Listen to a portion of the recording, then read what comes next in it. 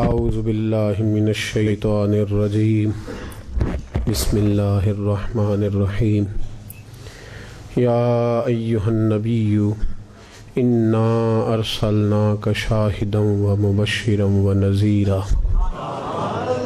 لتؤمنوا باللہ ورسولہ وتعزروہ وتوقروہ وتسبحوہ بکرۃ واصیلا صدق اللہ العظیم وصدق رسولہ النبی الکریم ان اللہ وملائکتہ یصلون علی النبی یا ایہا الذین آمنوا صلوا علیہ وسلموا تسلیما اللہم صل علی سیدنا و مولانا محمد معدن الجود والکرم وآلہ وبارک وسلم۔ تمام تعریفیں اللہ تعالیٰ جل جلالہ کے لیے، ہر قسم کے درود و سلام نبی محترم شفیع محتشم آقا کل ختم رسول دانائے سبل احمد مجتبیٰ جناب حضرت محمد مصطفیٰ صلی اللہ تعالیٰ علیہ وسلم کی ذات والا صفات کے لیے حمد و صلات کے بعد اللہ تبارک و تعالیٰ نے قرآن مجید فرقان حمید میں جو مسلمان کے ایمان کی ترتیب بیان فرمائی ہے، وہ ترتیب یہ ہے کہ پہلے اللہ رسول پہ ایمان لاؤ اور اس کے فوراً بعد میرے نبی کی تعظیم کرو، اس کے بعد اچھے عمل کرنا، اس کے بعد تسبیح، تہلیل، عبادات، یہ ترتیب قرآن پاک کی ہے۔ سورہ فتح کی جو آیات میں نے تلاوت کی، فرمایا یا ایھا النبی انا ارسلناک شاہدا ومبشرا ونذیرا، اے میرے حبیب سید عالم صلی اللہ علیہ وسلم، میں نے آپ کو شاہد بنا کے بھیجا ہے، خوشخبری دینے والا بنا کے بھیجا ہے اور ڈر سنانے والا بنا کے بھیجا ہے۔ یہ شانیں آپ کو اس لیے دی ہیں لتؤمنوا باللہ ورسولہ، تاکہ یہ لوگ اللہ پہ بھی ایمان لے آئیں اور اللہ کے رسول پہ بھی ایمان لے آئیں، اور جب ایمان لے آئیں پھر کیا کریں؟ وَتُعَزِّرُوهُ وَتُوَقِّرُوهُ، پھر محبوب تیری تعظیم کریں اور پھر تیری توقیر کریں۔ تعظیم اور توقیر کا معنی حد درجہ ادب کریں میرے محبوب کا، تیری تعظیم اور توقیر کریں۔ اس کے بعد وَتُسَبِّحُوهُ بُكْرَةً وَأَصِيلًا، پھر صبح و شام اپنے رب کی پاکی بیان کریں۔ پہلے ایمان ہے، پھر تعظیم مصطفیٰ ہے، اس کے بعد عبادات کی باری۔ ہمارے یہاں لوگ ایمان کی بات بھی کرتے ہیں، پرہیزگاری کی بات بھی کرتے ہیں، اور اس دور کا سب سے بڑا فتنہ یہ ہے، سب سے بڑا، کہ تعظیم رسالت کے بارے میں لوگ کمزور پہلو لیتے، کمزور۔ ہر اس چیز کو متنازع بنایا جاتا ہے جس کا تعلق نبی پاک علیہ السلام کی ذات کے ساتھ ہوتا ہے۔ آپ علم غیب کی بات کریں تو لوگ تنازع کھڑا کر دیں گے، حاضر و ناظر کی بات کریں تو لوگ تنازع کھڑا کر دیں گے، آپ یا رسول اللہ کہنے کی بات کریں تو لوگ تنازع کھڑا کر دیں گے۔ اگر بات ہو جائے معراج مصطفیٰ صلی اللہ علیہ وسلم کی تو لوگ کہیں گے نہیں، وہ تو خواب میں ہوئی تھی، آپ کیوں منا رہے ہیں؟ وہی سارے کام جو سیرت کے جلسے میں ہوتے ہیں، تلاوت، نعت، تقریر، وہی کام اگر میلاد کی محفل میں ہو تو لوگ تنازع کھڑا کر دیں گے۔ اور اس درد کو آپ نے سمجھتے جانا ہے۔ کافر نہ تو مسجد بنانے پہ اعتراض کرتا ہے، نہ قرآن پاک کی تلاوت پر اعتراض کرتا ہے۔ وہ جب بھی کوئی بات کرتا ہے، جب بھی کوئی معاذ اللہ خاکے چھاپتا ہے، وہ رسول پاک کی چھاپ دیتا ہے۔ گڑبڑ جب بھی ہوتی ہے ذات رسالت کے بارے میں ہوتی ہے، اس لیے کہ اس دنیا میں معرفت الہی کا سب سے بڑا ذریعہ میرے نبی پاک کی ذات ہے۔ اللہ نے کہا یا ایھا الناس قد جاءکم برہان من ربکم، فرمایا یہ جو میں نے تمہیں اپنا رسول عطا فرمایا ہے، اے لوگو، یہ میں نے اپنے رب ہونے کی دلیل بنا کے تمہیں عطا فرمایا۔ یہ کافر اچھی طرح جانتا ہے کہ جو نبی پاک تک پہنچ گیا وہ اللہ تک پہنچ گیا، جو حضور تک چلا گیا وہ رب کریم تک چلا گیا۔ صحابہ کرام نے عرض کیا تھا یا رسول اللہ صلی اللہ علیہ وسلم، رب سے ملنے کو بڑا دل کرتا ہے، بڑی دیر ہو گئی نماز پڑھتے، عبادت کرتے، روزہ رکھتے، تسبیح پڑھتے، اب دل کرتا ہے اس کو دیکھیں بھی، اس کو دیکھیں بھی۔ وَإِذَا سَأَلَكَ عِبَادِي أَنِّي فَإِنِّي قَرِيبٌ، تو رب کریم نے فرمایا محبوب جب میرے بندے تیرے پاس آ کے میرا پتہ پوچھیں تو ان سے کہہ دو میں قریب ہی ہوں۔ تو مفسرین فرماتے ہیں اس کا ترجمہ یہ ہے کہ محبوب جب تیرے پاس آ گئے تو پھر اللہ کو دور رہ گیا ہے، پھر قریب ہوں میں ان کے۔ اور نبی پاک علیہ الصلوۃ والسلام سے جب صحابہ نے کہا کہ حضور رب کریم کو دیکھنا چاہتے ہیں تو فرمایا من رآنی، مجھے دیکھ لو۔ کیا کرو؟ مجھے دیکھ لو۔ من رآنی، مجھے دیکھ لو۔ جس نے مجھے دیکھا فقد رآی الحق، اس نے رب دیکھ لیا ہے۔ جس نے مجھے دیکھ لیا اس نے رب دیکھ لیا ہے۔ تو اب چونکہ معرفت الہی کا سب سے بڑا ذریعہ ہی نبی پاک کی ذات ہے، اس لیے لوگ تنازع کھڑا کرتے ہیں، تعظیم مصطفیٰ کے بارے میں لوگ رٹا ڈالتے ہیں۔ یہ مسئلہ بڑا نازک ہے۔ نبی پاک صلی اللہ علیہ وسلم کا امت سے رشتہ بھی نازک ہے اور امت کا اپنے نبی سے رشتہ بھی، لوگ اس نزاکت کو سمجھتے نہیں، لوگ ان نزاکتوں کو سمجھتے نہیں، اس لیے بے لاگ تبصرے کرتے ہیں، اپنی مرضی کی بات کرتے ہیں۔ لوگ چینل والے کیا کہہ رہے ہیں وہ بات شروع کر دیتے ہیں، کل اخبار میں کیا آیا لوگ اس پر بحث شروع کر دیتے ہیں، پھٹے پہ بیٹھے لوگوں سے کچھ سن کے آ گئے تو بحث شروع کر دیتے ہیں۔ آپ اس نزاکت کو سمجھیں۔ کچھ رشتے ایسے ہی ہوتے ہیں، بس کام چل جاتا ہے۔ کچھ رشتے ایسے ہی ہوتے ہیں، گزارا ہو جاتا ہے۔ کچھ رشتے نازک ہوتے ہیں۔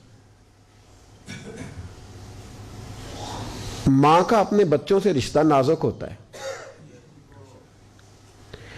بچہ کہتا میں نے روٹی نہیں کھانی، میرا نہیں دل کر رہا۔ اماں کہتی نہیں میرا بیٹا تو بتا تو کیا کھائے گا؟ کہتا نہیں امی میرا نہیں دل کر رہا۔ اچھا تو جیسے کہتے میں سیویاں نہ پکا دوں تھوڑی سی، سویاں نہ پک جائیں؟ ابا قریب سے کہتا ہے چپ کر، آپ ہی بھوک لگے گی تو کھا لے گا، بھوک لگے گی تو کس چکر میں پڑ گئی ہے، چھوڑ کھا لے گا خود ہی۔ کہتی نہیں کوئی نہیں، میں نہیں تو بتا کیا تو نے کھانا ہے، تو جو کہتے ہیں میں، وہ بعد میں کہتا ہے نہیں۔ بلکہ کئی تو بچے بڑے سخت ہیں، وہ زیادتی کرتے ہیں، وہ برگر کھا کے آئے ہوتے ہیں، امی کو بتاتے نہیں کہ میں کھا آیا ہوں، اماں کو بتاتے ہی نہیں، وہ بیچاری منتیں کرتی رہتی ہے، نہیں چل بتا تو نے کیا کھانا ہے بتا۔ آسٹریا ایک ملک ہے، اس میں ایک بچہ ماں کو بڑا ستاتا تھا، اس بچے کی داستان لکھی ہے۔ اس کے بچے جب اس کو ستانے لگے تو لوگوں نے پوچھا تو کیوں ستاتا ہے؟ تو کہنے لگا مجھے میری اماں کی بد دعا ہے، میں اپنی اماں کو ستاتا تھا تو میں اماں سے کہتا تھا تو میرے پیچھے پڑی رہتی ہے، یہ کھا لے یہ پہن لے، مجھے آزاد کر، مرضی سے جینے دے۔ تو میری ماں کہتی تھی اللہ کرے تجھے بھی کسی سے پیار ہو جائے اور تجھے بھی کچھ ستائے۔ اس نے کہا تھا عشق ایک ڈھونگ ہے، اور میں نے کہا تجھے عشق ہو خدا کرے، پھر کوئی تجھے اس سے جدا کرے، تو اسی کا نام جپا کرے، تو اسے تسبیحوں پہ پڑا کرے، تو گلی گلی پھرا کرے، پھر میں کہوں کہ عشق ایک ڈھونگ ہے اور تو نہیں کہا کرے۔ اس نے کہا تھا عشق ایک ڈھونگ ہے، میں نے کہا تجھے عشق ہو خدا کرے، اللہ کرے ایسا ہو، پھر میں تجھے پوچھوں۔ تو ماں میری کہتی تھی تو مجھے کہتا ہے اماں تو جینے ہی نہیں دیتی۔ بیٹے میں دل کے ہاتھوں مجبور ہوں، تو میرا بیٹا ہے۔ وہ ایک شخص کی بیوی فوت ہو گئی، 8-10 سال کا بچہ تھا، تو اس نے شادی کر لی۔ ایک دن پوچھنے لگا اپنے بیٹے سے کہ بیٹا پہلی اماں ٹھیک تھی یا یہ ٹھیک ہے؟ اس نے کہا ابا جی یہ والی ٹھیک ہے، جو اب آئی ہے نا ستیلی یہ ٹھیک ہے۔ کہا کیوں؟ کہنے لگے اس لیے کہ وہ اماں جھوٹ بڑے بولتی تھی، یہ سچی ہے، بات صحیح کرتی ہے، سچ بولتی۔ او بیٹا کس طرح؟ تو بیٹا رو پڑا، کہنے لگا ابا میں کوئی شرارت کرتا تھا تو میری اماں تھپڑ مار کے کہتی تھی چل دوڑ جا تجھے روٹی نہیں دینی، آج دیکھتی ہوں تو کیسے روٹی کھاتا ہے، خبردار باورچی خانے کے قریب گیا، بڑے زور سے کہتی تھی، اور آدھا گھنٹہ نہیں گزرتا تھا تو ڈھونڈنے لگ جاتی تھی، گلیوں میں پھرتی تھی، ڈھونڈ کے لاتی تھی، روٹی کھلاتی تھی، ماتھا بھی چومتی تھی اور کہتی تھی پترا انج نہ کریا کر، پیار کرتی تھی۔ ابا یہ جو اماں آئی ہے یہ بڑی سچی ہے، سچ بولتی ہے، میں کوئی شرارت کرتا ہوں تو تھپڑ مارتی ہے، کہتی ہے تجھے روٹی نہیں دینی، پھر میں ساری رات منتیں کرتا رہتا ہوں نہیں دیتی، سچ بولتی ہے، جو کہتی ہے اس پہ ڈٹ جاتی ہے۔ وہ جھوٹ بڑے بولتی تھی۔ کچھ رشتے نازک ہوتے ہیں، لوگ اس پہلو کو سمجھتے نہیں کہ بھائی کچھ رشتے نازک ہوتے ہیں۔ نبی پاک کا اپنی امت کے ساتھ رشتہ بڑا نازک ہے، امت کا نبی پاک کے ساتھ رشتہ بڑا، اس رشتے کی نزاکت پڑھو نا صحیح بخاری، اللہ کے حبیب علیہ الصلوۃ والسلام نے فرمایا میرا دل کرتا ہے نماز لمبی پڑھاؤں. میرا کسی کام کو دل کرے تو میں پرواہ کرتا ہوں کسی کی. یہاں بچوں کا دل کرتا ہے مرضی کی شادی کرنے کو تو ابے کو کچل کے, اماں کو کچل کے, علاقے کو کچل کے, قبیلہ برادری رشتہ دار کچل کے نہیں گزر جاتے. دل کر رہا ہے ختم ہو گئی بات. لیکن اس رشتے کی نزاکت سمجھ میرے عزیز. میرے محبوب پاک فرماتے ہیں میرا دل کرتا ہے لمبی نماز پڑھاؤں, لمبی نماز. لیکن جب میں نماز کی نیت باندھتا ہوں تو پھر مجھے پیچھے بوڑھوں کا خیال آتا ہے, پھر مجھے بیماروں کا خیال آتا ہے, پھر مجھے تمہارا خیال آتا ہے. او محبوبہ خدا کی نماز میں بھی امت کا خیال فرماتے ہو, اللہ کی نماز میں بھی امت کا خیال. گویا حضور فرما رہے ہیں تمہیں کیا پتا میرا تم سے رشتہ ہی بڑا نازک ہے. اس رشتے میں نزاکت دیکھیں نا. حضور نے فرمایا میرا دل کرتا تھا کہ تہجد کی نماز فرض کر دوں. میرا دل بولیے, اگر میرا کرے تو آپ کا کرے تو.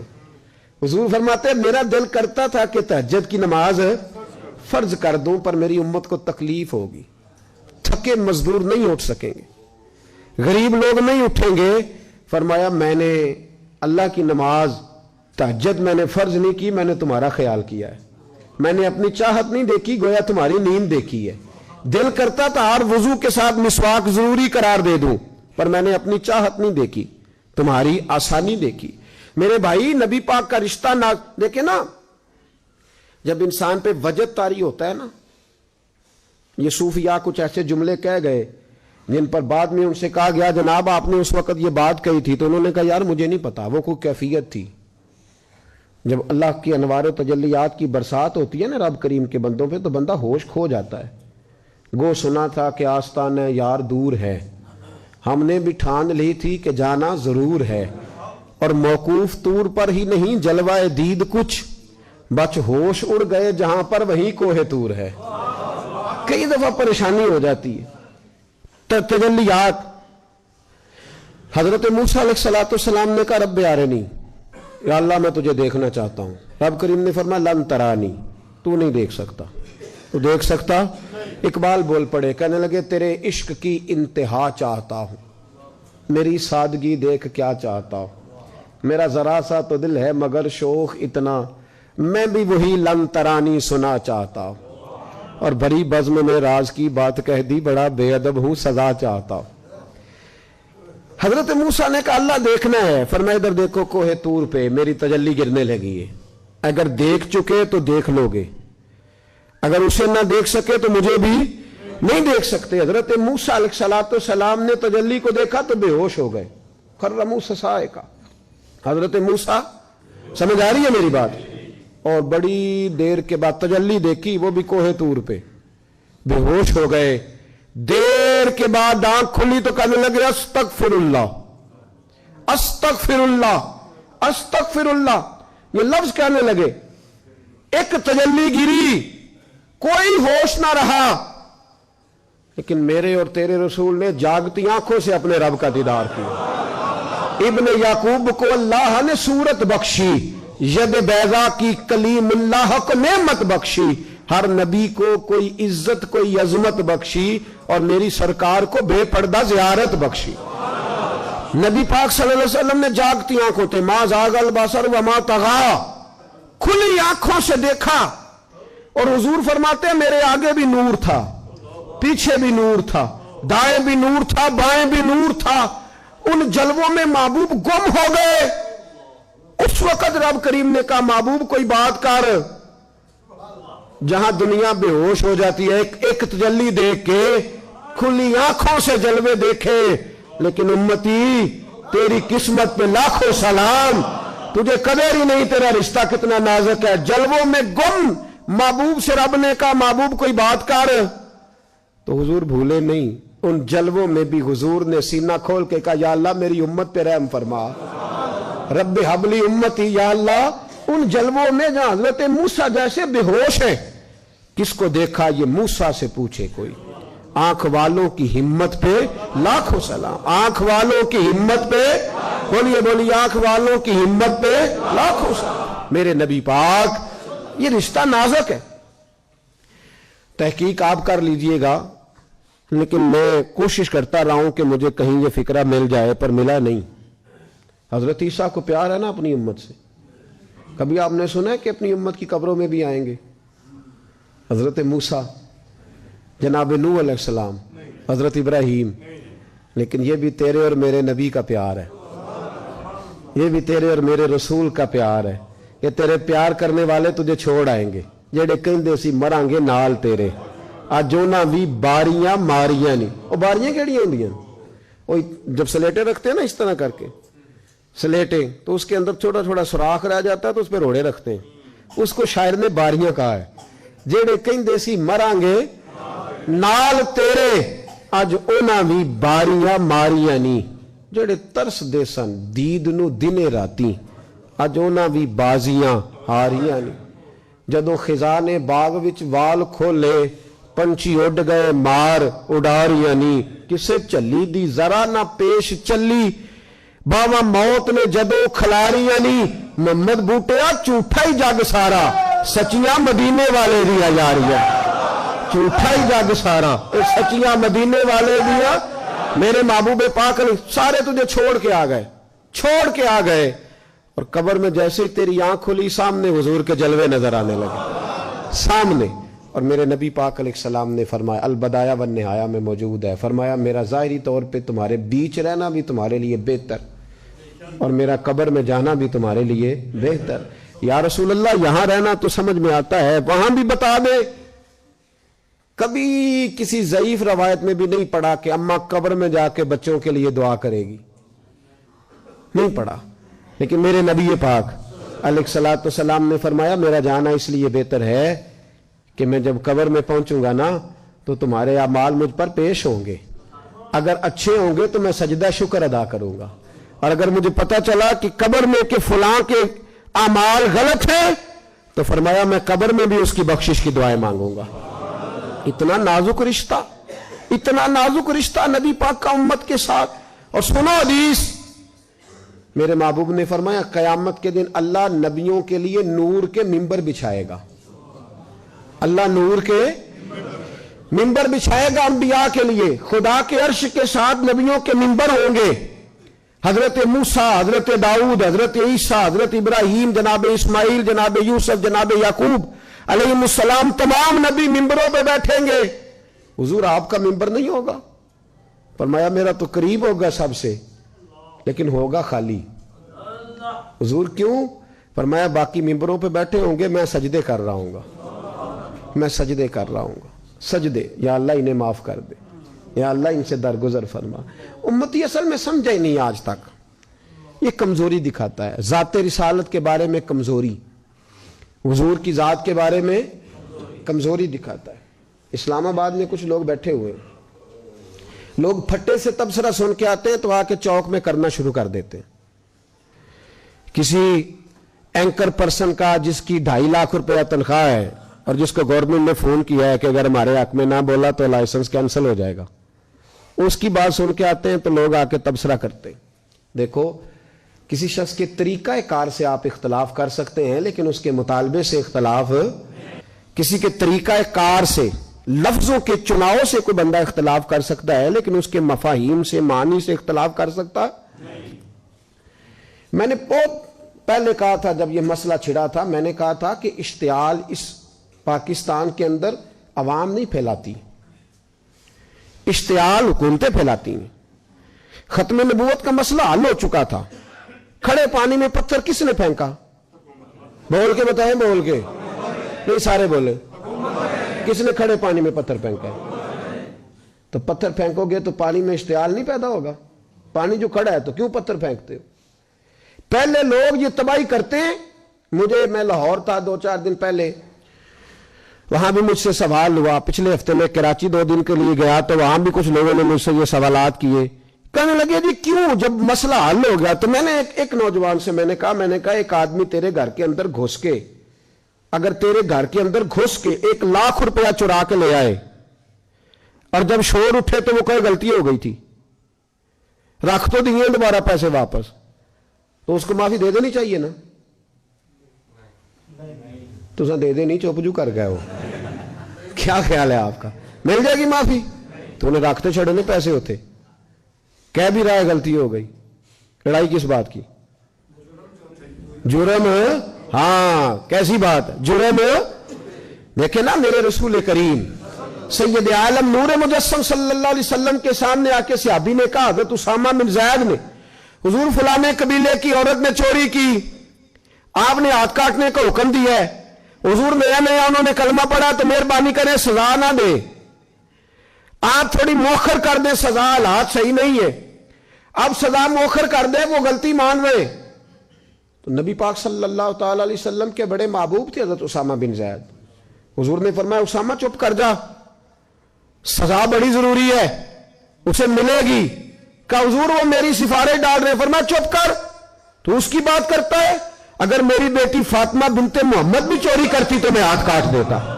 اگر فاطمہ کے لیے سزا موجود ہے, یہ دلیل دی میرے رسول پاک نے صلی اللہ. کام ہماری مست ہے, آپ ناراض نہ ہونا, اور مجھے شکوہ ہے کسی جگہ رات کو محفل میں ملا دو, لوگوں کو دقت ہوتی ہے, کہتے تجھے مولویاں سون نہیں دیتا ساری رات. لوگ اعتراض کرتے. میلاد کا جلوس نکلے تو غریب آدمی جاتا ہے جلوس میں, امیر تو جاتے ہی نہیں.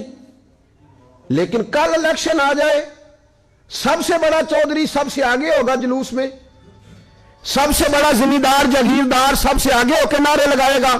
اور شکوہ ہے مجھے آپ لوگوں سے, آپ لوگ سیاسی جلسوں میں جاتے ہیں, آپ فوٹویں کھچاتے, آپ پیسے جیبوں سے خرچ کرتے, جھوٹوں کے نعرے لگاتے ہیں, جھوٹوں کے جو تمہیں لوٹتے ہیں, تمہارا کھا جاتے, جو ظلم کرتے ہیں, غریب پر زیادتی کرتے ہیں, جھوٹوں کے نعرے لگاتے ہو. میلاد تو تم نے غریبوں کو دے دیا ہے. یہ جلوس تو طالب علم مرید ہمارے جو بیچارے ہماری بات مانتے ہیں, یہ تو غریبوں کے کھاتے رہ گیا ہے. یہاں کوئی سیاسی جماعت پڑاؤ ڈالتی تو لوگ چیختے ہوئے جاتے, تبصرے ہوتے, بیٹھ کے بیٹھتی. او اللہ سے ڈرو, یہ دیکھو وہ کیا رہے ہیں, کون سا عہدہ تم سے مانگ رہے ہیں. یہی کہہ رہے ہیں کہ وہ مجرم سامنے لاؤ جنہوں نے میرے نبی پاک کی شان میں یہ بات کی ہے. تو یہ غلط بات ہے. کیوں نہیں سزا دی گورنمنٹ نے, کیوں اس کو باہر نہیں نکالا؟ اور میں دلیل دیتا ہوں. ایک آدمی نے کراچی کے ایک لیڈر نے پاکستان مرد آباد کہا تھا, اس کا کھاتا مٹ نہیں گیا؟ بولے میں کراچی میں گاڑی کے شیشے کھول کے دیکھتا رہا ہوں کہ ہر دیوار پہ اس کا نام لکھا ہوتا تھا. آج کدھر گیا؟ کیا کہا اس نے؟ پاکستان مرد آباد. یہی کہا نا اس نے. بولے نا یار, تو سزا ہوئی کہ نہیں؟ اس کا پتہ کٹا کہ نہیں ملک سے؟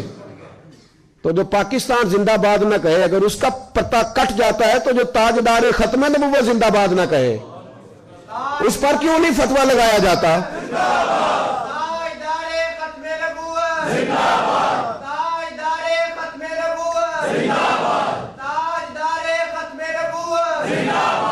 تو میرے عزیز یاد رکھیں, ایک چھوٹی سی بات ہے. اور چونکہ ہماری ساری سیاسی جماعتیں لبرل ہیں, لبرل, ان کو مذہب سے کوئی دلچسپی نہیں. ہاں میں صحیح بات کہہ رہا ہوں. اور جو دین کے نام پر, اسلام کے نام پر ووٹ لے کے وہاں بیٹھتے, ووٹ اسلام کے نام پہ لیتے ہیں, اور پھر 2-4 MNA بن جائیں تو پھر یہ لوگ بیچتے ہیں اپنے MNA کو, پھر حکومت سے وزارتیں لیتے ہیں. تم مذہب کے نام پہ آئے ہو, تو جن کو تم نے الیکشن میں گالیاں دی تھی ان کے تم سپورٹر کیسے بن گئے؟ مذہب کے نام پر تمہارا پھر مدعا صرف 2-4 وزارتیں, اس سے باہر آئے. میں نے الیکشن نہیں لڑنا, لیکن غلط بات پہ چپ رہنا بھی جرم ہوتا ہے. اس لیے بالکل کوئی اوچھا ہتھ کنڈا حکومت استعمال نہ کرے, بالکل نہ استعمال کرے. اگر ہم ان کے ساتھ شریک نہیں ہوئے وہاں جا کے, اس کا مطلب نہیں ہم ان کے ساتھ نہیں. یا یاد رکھیں, یہاں جو ایجنسیوں کے لوگ آتے ہیں, بات نوٹ کر لیں, میری بات نوٹ کر لیں, ان کو کوئی آدمی بے سہارا نہ سمجھے, کوئی نہ سمجھے کہ ان کے خلاف کوئی سخت بات ہوگی تو ہم چپ رہیں گے. ہمیں تقریریں بھی کرنی آتی ہے تو جانیں بھی دینے آتی ہیں. ہمیں آزمایا ہوا ہے لوگوں نے بڑی دفعہ, ہمیں سارے کام آتے ہیں, سارے. ہم نے تو کبھی پسند ہی نہیں کیا روڈ بلاک کرنا, ہمارا تو شیوا ہی نہیں. پر اگر تم ہمیں چھیڑو گے تو پھر یہ نہ سمجھنا کہ ان لوگوں کو آتا کچھ نہیں. اور ہماری جماعت کو تو ہمیشہ گورنمنٹ نے مسئلہ ہے, کیونکہ ہمارے پاس ڈنڈا نہیں, ہمارے پاس بندوق نہیں. دہشت گردوں کی بات یہ 1 منٹ میں مانتے, گولی سے ڈرتے. وہاں تو بیٹھے ہوئے لوگوں کے پاس گلیل بھی کوئی نہیں, تو حکومت سمجھتی ہے کہ جس طرح مرضی چمٹے سے اٹھا کے پھینک دے گی. اور پھر وزیر داخلہ صاحب کہتے ہیں ہمیں کورٹ کا آرڈر ہے. کورٹ نے جب تمہیں نکالنے کا آرڈر کیا تھا تو تم ساری سڑکوں پہ چلائے تھے, اس وقت کیوں نہیں چپ کیے کہ کورٹ کا آرڈر تھا؟ یہ والا آرڈر زیادہ ضروری ہے کورٹ کا, یہ ختم نبوت کا مسئلہ ہے، یہ رسول اللہ کی عزت کا مسئلہ ہے۔ ہم اگر یہاں بیٹھے ہیں یا وہاں بیٹھے ہیں یا کوئی کراچی میں بیٹھا ہے، لیکن جب تاجدار ختم نبوت کا نعرہ لگے گا تو تم ہمیں ایک جان پاؤ گے، ایک کونے میں پاؤ گے، ہمیں ایک میدان میں کھڑے ہوئے پاؤ گے انشاءاللہ تعالی۔ ہمیں آتا ہے، سارے کام ہمیں آتے، اور ہم بڑے باریک بین لوگ ہیں، ہم ہر چیز کو اس کی گہرائی تک سمجھنے کے۔ میں نے کہا کہ کسی کے طریقہ کار سے اختلاف کر سکتے ہیں، کسی کے سٹائل سے اختلاف کیا جا سکتا ہے، لیکن مطالبے سے اختلاف بالکل نہیں کیا جا سکتا۔ میں ہر جگہ پہ کہہ رہا ہوں اور یہاں بھی کہہ رہا ہوں، ہر فورم پہ کہہ رہا ہوں، اور ہمارا موقف بڑا واضح ہے اس موضوع پر، بڑا کلیئر ہے کہ جس بندے نے یہ زیادتی کی ہے اس کو سزا ہونی چاہیے، اس کو سزا ہونی چاہیے، اور کوئی غیر اخلاقی طریقہ نہیں، قانون کے مطابق سزا دیں۔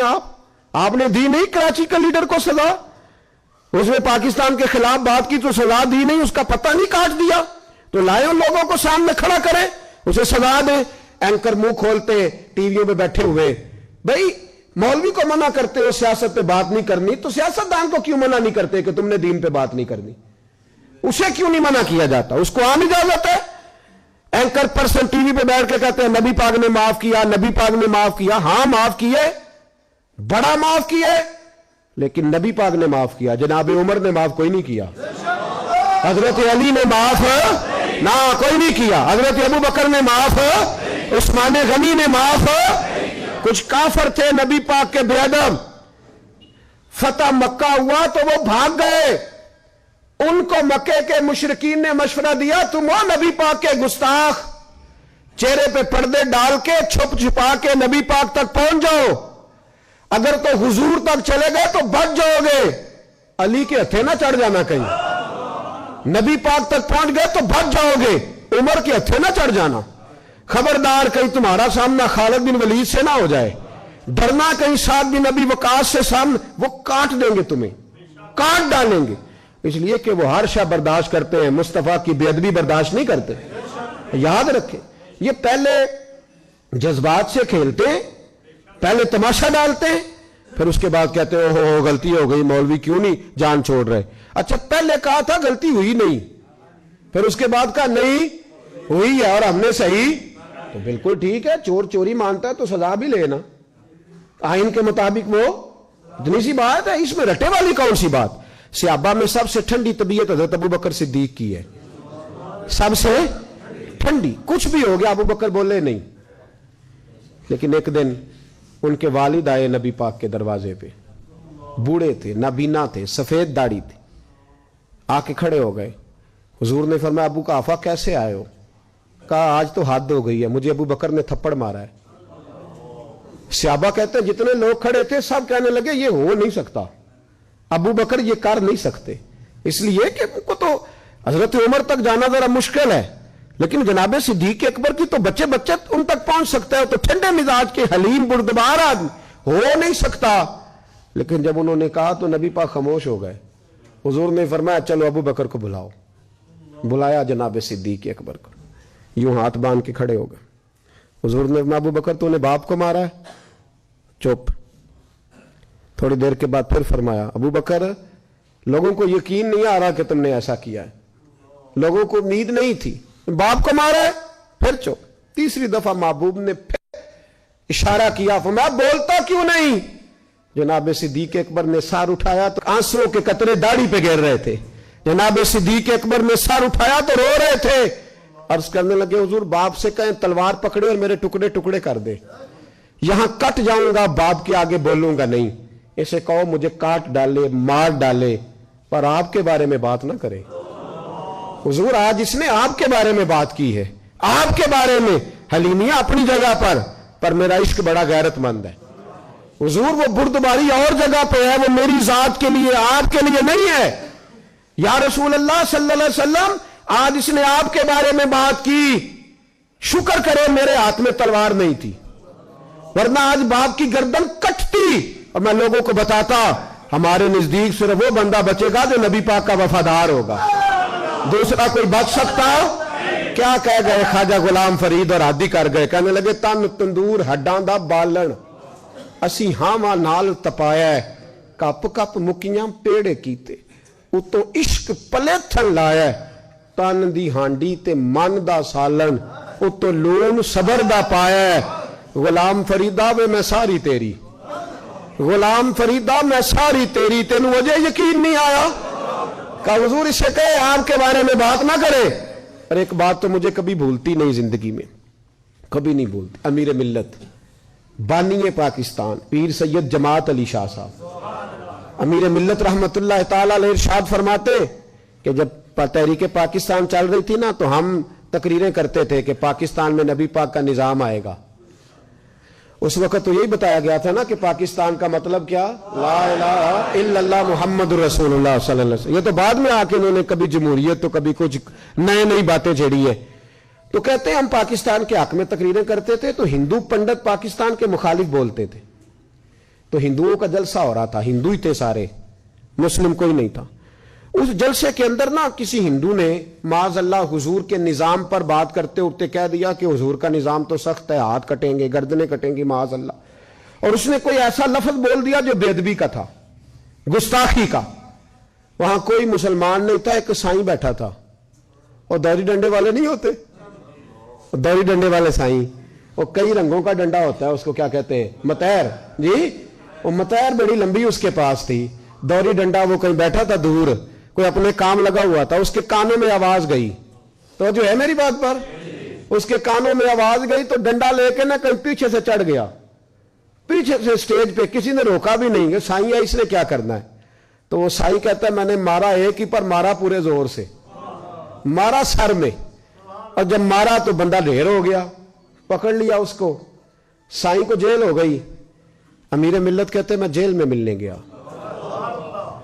وہ شخص جس کا ہندوستان کی ہر گلی میں مرید بستا تھا لاکھوں کروڑوں مریدوں کا پیر کہتے ہیں میں جیل میں ملنے گیا تو سائیں تھا پنجاب کا رہنے والا پنجابی بولتا تھا لیکن کہتے ہیں اس نے مجھ سے گفتگو کی تو میرے رونگٹے کھڑے کر دیے. اس نے اس آدمی کو کوئی اسے آیات زیادہ نہیں آتی حدیث کا حافظ نہیں کوئی اصول فقہ سے واقف نہیں. کہتے میں گیا تو میں نے کہا سائیں نہ تو نماز پڑھے نہ تو روزہ رکھے نہ تو مسجد جائے اتنا تو زیادتی کرتا ہے دین کے ساتھ اور کام تو نے اتنا بڑا کر دیا ہے. تو کہتے ہیں سائیں پنجابی بولتا تھا کہنے لگا پیر صاحب نماز نہیں پڑھتا میری غلطی ہے اگر میں مسیطے نہیں جانتا تو میری غلطی ہے. کہتے اس نے فکرہ کہا تو مجھے تو وجد ہو گیا. کہنے لگا پیر صاحب میں گناہگار ضرور ہوں پر اپنے نبی دا غدار نہیں. میں گناہگار ضرور ہوں پر میں غدار نہیں.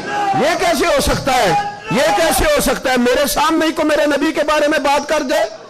نماز نہیں پڑھتا میری غلطی ہے مسجد نہیں جاتا تو میری غلطی ہے لیکن میں گناہگار ہوں میں غدار ہوں. پیر صاحب کہتے ہیں مجھے جنون طاری ہو گیا میرے آنسو برسنے لگے. کہنے لگا حضور یہ تو نہیں نہ ہو سکتا میری اونچی اور سچی سرکار کی کوئی بے ادبی کر جائے. طاقت ہے کسی کی. یہ وہ جنون ہے جس سے کافر ڈرتا ہے. یہ وہ جنون ہے جس سے کافر ڈرتا ہے اور پیچھے رہتا ہے. اس لیے نبی پاک کے ساتھ ہمارا رشتہ نازک ہے.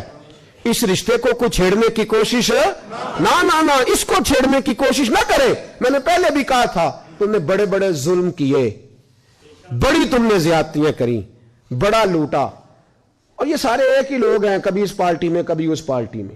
چہرے بدلتے ہیں ان کے کریکٹر نہیں بدلتے. تم نے بڑا کچھ کیا لیکن ہم نے تمہیں کبھی اس لیے کچھ نہیں کہا اللہ کو جواب دو گے. سمجھاتے رہے تمہیں سمجھاتے رہے لیکن اب تم اتنے بڑے ظالم ہو گئے ہو کہ رسول اللہ کی ذات پر بھی ہم نے شروع کر دیے. اور ان اینکروں کو کیا بتا دو ٹی وی پہ بیٹھے ہوئے یہ مولوی صاحب کو پوچھتے ہیں کہ آپ نے پولیٹیکل سائنس میں ایم اے کیا ہوا ہے آپ سیاسیات پہ بات کرنے آئے ہیں آپ بیالوجی پہ بات کریں گے تو آپ ایم ایس سی ہیں. تم نے کون سا دین پڑھا ذرا بتاؤ تو صحیح. آؤ نا تم بھی اسپیشلسٹ بنو پھر تمہیں اجازت دیں گے دین پر بات کرنے کی. ہر آدمی بولتا ہے تو کوئی نہ کوئی نئی کہانی سناتا ہے. بھائی میں شروع میں کہہ چکا کہ رائے کا اختلاف ہو سکتا ہے لیکن مطالبے کا اختلاف ہو. مطالبہ 100% نہیں 110% صحیح ہے 110%. ہمارا اپنے نبی سے رشتہ نازک ہے اور جو عاشق ہوتے ہیں وہ نزاکت کو سمجھتے ہیں. کون جڑے اونج آکھن کے اسی ہیں صحیح عاشق اسی اونج عاشق ہیں صحیح ہاں اسی ہے صحیح عاشق لیکن اگر آپ کہیں مسجد آ کے عاشق بنے داڑھی رکھ کے بنے تو وہ نہیں ہم سے بنا جاتا. ہیں صحیح عاشق کس طرح کے عاشق جو عاشق ہوتا ہے نا وہ نزاکت جانتا ہے. میں نے کہا اماں جانتی ہے کہ اس کا بیٹے سے پیار کتنا ہے, دوسرے اس کا اندازہ کر سکتے ہیں. اور تھرمامیٹر بنا کون نہیں جس سے بندہ چیک کر لے, محبتیں چیک کرنے کا تھرمامیٹر ہی کوئی نہیں. نزاکت کو. ایک صحابی تھے جوان, 12-14 سال عمر, عشق لگا سی کھیڑا کھیڑ دی میں, 12-14 سال عمر, تو ہر وقت حضور کے پاس رہتے تھے. صحابہ کہتے ہیں ہم نے سوچا ہر وقت ہی رہتا ہے. ایک دن نبی پاک صلی اللہ علیہ وسلم نے کہا ان کو ذرا بتاؤں تو صحیح ہے مجھ سے پیار کتنا کرتا ہے. صحابہ کو تجربہ کرانے کے لیے حضور نے اس سے کہا مجھ سے پیار کرتے ہو؟ اس نے کہا بیبا آپ کو پتہ ہی ہے سارا. تو حضور نے فرمایا جاؤ اپنے باپ کی گردن کاٹ کے لاؤ. اس کی اوکھا جے بابا کام, ہاں اپنے باپ کی گردن کاٹ کے لاؤ. 12-14 سال عمر, چھلانگ لگائی. مسجد نبوی کے دروازے پر مولا علی شیر خدا کھڑے تھے, ان کی گردن میں تیر کمان تلوار تھی, کھینچی تلوار. اور جب دوڑے نا جذبات میں تو حضور نے فرمایا اسے پکڑ لاؤ, اس نے سچ مچ کاٹ کے لے آنی ہے, لے آؤ پکڑ کے. عاشق نزاکت جانتے ہیں. حضرت طلحہ بن برا بیمار ہو گئے, بیمار, دن میں 2 دفعہ میرے نبی تیمارداری کرنے جاتے تھے, 2 دفعہ.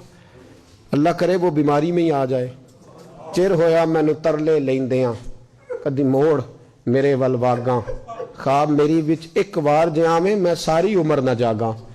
نبی پاک صلی اللہ علیہ وسلم 2 دفعہ تیمارداری کرنے جاتے, 2 دفعہ دن, 2 دفعہ حضور پتہ لے. ایک دن حضور شام کو گئے, ان کا ماتھا چوما تو حضور کی آنکھوں میں آنسو آ گئے. پھر میرے حبیب پاک نے ان کے والد کو کونے میں بلایا, کوئی بات کہی, باپ بھی رونے لگے. حضور نے پھر پیار کیا, چلے گئے. حضرت طلحہ اپنے ابا جی سے کہنے لگے حضور کیا کہہ کے گئے؟ کہا بیٹے کچھ نہیں. کہا نہیں مجھے بتائیں. کچھ نہیں, رشتہ ہی بڑا نازک, نہیں بتائیں. تو باپ نے سر پہ ہاتھ رکھا, کہا حضور کہہ گئے ہیں تو آج شام کو فوت ہو جائے گا. اور جب حضور نے کہا جب اس کا انتقال ہو جائے تو مجھے خبر کرنا. والد کو چارپائی پہ بٹھا کے تو حضرت طلحہ نے ہاتھ پکڑ لیا. عشق تیاگ دومی ایک برابر, پر عشق دا سیک ودھیرا, اگ تے ساڑے ککھ تے کانے, عشق ساڑے تن میرا, او اگ دا دارو می تے پانی, مینو کوئی دسے عشق دا دارو کیڑا, بلے شاہ اتھے کچھ نہیں بچدا جتھے عشق ہوراں دا ڈیرا. ہاتھ پکڑا باپ کا اور کہنے لگے ابا جی ایک وعدہ کرو, رات کو جب میں فوت ہو جاؤں تو نبی پاک کو اطلاع نہیں دینی, خبر. کہا بیٹے حضور کہہ گئے ہیں دینی ہے, تو کہتا نہیں دینی, کیوں؟ عاشق نزاکت جانتے ہیں. اگرچہ 12-14 سال عمر تھی پر عشق پکا تھا نا, نزاکت سمجھتے تھے. کہنے لگے ابا جی جن گلیوں سے حضور نے گزر کے آنا ہے وہ یہودیوں کی گلیاں ہیں, ایسا نہ ہو میرے جنازے کی خاطر حضور گزرے اور کوئی میرے نبی کو تکلیف دے دے, اس لیے خبر نہیں کرنی مصطفیٰ کو, آپ جنازہ پڑھ کے دفنا دینا. رات کو انتقال ہوا, باپ نے جنازہ پڑھا, دفن کیا. سارا کچھ جاننے والے رسول آئے, کہا مجھے بتایا کیوں نہیں؟ عرض کی محبوبہ, کہتا تھا حضور کو تکلیف نہیں دینی, میری ذات کی خاطر تکلیف نہ دینا, نہ کوئی یہودی تکلیف نہ پہنچا دے, گلیاں یہودیوں کی ہیں, قربان جائیں. ساری دنیا روضہ رسول پہ, اور میرے رسول نے فرمایا مجھے بتاؤ اس کی قبر کہاں ہے. ساری دنیا روضہ رسول پہ, اور نبی پاک اس غلام کی قبر پہ کھڑے آنسو بہہ رہے ہیں. صحابہ کہتے ہیں ہر قبر پہ دعا یہ ہوتی تھی یا اللہ قبر کشادہ کر دے, یا اللہ اس کا حساب آسان کر دے. یہاں دعا بھی انوکھی, اس کے لیے دعا بھی انوکھی, رشتہ ہی بڑا نازک ہے. میرے نبی پاک نے دعا بڑی انوکھی فرمائی, کہا اے اللہ جب میرے طلحہ کی تیرے ساتھ ملاقات ہو تو ذرا اس سے مسکرا کے ملنا, یہ تیری شان کے لائق ہے, ذرا اس سے مسکرا کے ملنا. کہتے ہیں وجد ہو گیا تاری, اس لیے کہ جو رشتہ نبی کا امتی سے ہے اور امت کا رسول سے ہے اس کی نزاکت کو صرف غلام جان سکتے. غلام جان. میں نے پچھلے جمعے بھی کہا تھا, مجھے ایک شخص کہنے لگے آپ بتیاں لگاتے ہیں, جھنڈیاں لگاتے ہیں. میں نے کہا بس نہیں چلتا, ہم تو تارے بھی لگا دیں, ہمیں ہمارا پتہ ہی نہیں. میرا دل کرتا ہے گلی گلی پھروں اور یہ نعرہ لگاؤں, جان ہے عشق مصطفیٰ روز فضو کرے خدا, جس کو ہو درد کا مزہ وہ نازے دوا اٹھائے کیوں, اور پھر کے گلی گلی تباہ ٹھوکریں سب کی کھائے کیوں, اگر دل کو یہ عقل دے خدا تو تیری گلی سے جائیں کیوں.